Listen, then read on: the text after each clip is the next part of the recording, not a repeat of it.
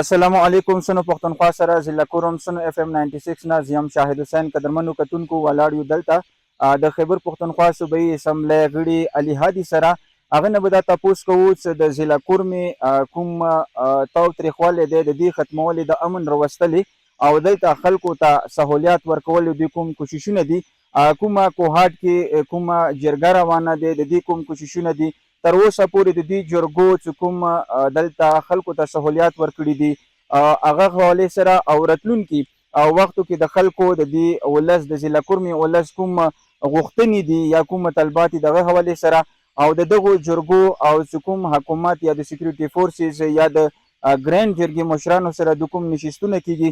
د هغه کوم د خلکو امیدونو باندې خبرې شوي دي یا کوم د خلکو امیدونه پوره دي یا مزید کوم طلبات دي حوالې سره به خبرې کوو د صوبایي اسمبلی غړي علي هادي سره یقینا عوام ډېر مشکلاتو سره روبرو شو دوره داسې و او واقعا داسې و خو مشکلاتو نه بعد بیا اسانیانې رسي څومره پورې د جرګې خبره ده جرګې سلسله جاري ده او انشاءالله اوس یو ډېر یو پازیټیو ساین دا شو چې مو اول اسلام آباد کې کېناستو بیا پېښور کې بیا کوهاټ کې کېناستو اوس کمباینډ کېنو یعنی د کورمې چې کوم اواز دی هغه اوس کمباینډ دمو او چې ته ویلي به یو ډېر پازیټیو او یو ډېر دیر په امن دپاره یو ډېر پازیټیو ساین دی چې څومره پورې د معاهدې خبره ده فریقین چې څومره پورې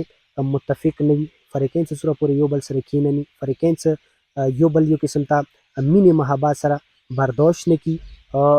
نه امن معاهدې باندې یو قسم ته عمل درآمد کېدله دا ډېره مشکله خبره وه نو انشاءالله د ایدي به یو پازیټیو ریزلټ او فروټفل ریزلټ وي چې څومره پورې د عوامي مسلې مسایلو خبره ده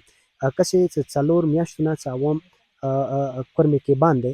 نو ظاهري خبره ده میډیسنز کې به وي فیولز به وي اشیاء خوردنوش کې به هم وي وایي عوام موومنټ چې کومه ده د ورځې حساب سره تقریبا هزارها ګاډي به پېښور ته تلل اسلام آباد ته به تلل چې هغه یو قسم ته سټک شوي دي یقینا عوام به مسلې مسایلو سره روبرو وي پسنجر کانوای حوالې سره مو خبره اترې شوي ده او امید مو دا ده چې ان قریب پسنجر کانوای به هم موو کېږي او سره میډیسنز کوم ایشو د راتلونکي کانوای کې موسټلی به د میډیسنز کوم ټرکونه دي یا ګاډي دي هغه به کورمې ته رسي دې سره سره د ویزې کوم خلک دي سټوډنټس دي او پیشنټس دي زموږ کوشش دا دی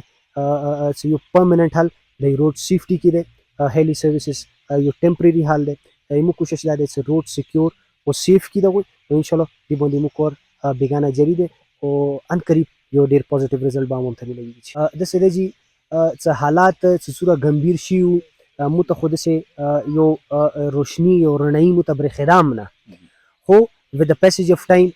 رڼایي دې هم برېښي روشنایي د هم برېښي یو چینج یو تبدیلي د هم برېښي هغه صرف د عوام صبر د واجې دی وایي مو د مشرانو د ګرین جرګې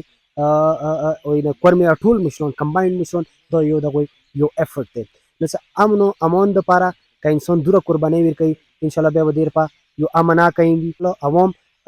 چې څومره صبر او تحمل مظاهره کړې دی انشاءالله اسکا پھل الله انہیں ضرور دیگا چی ډېر مننه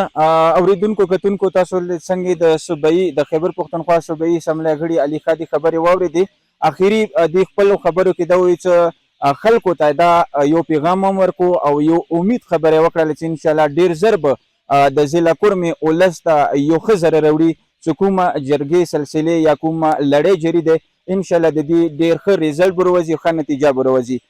سنو پښتونخوا نه شاهد حسین د اجازت غواړي د لوی الله په امان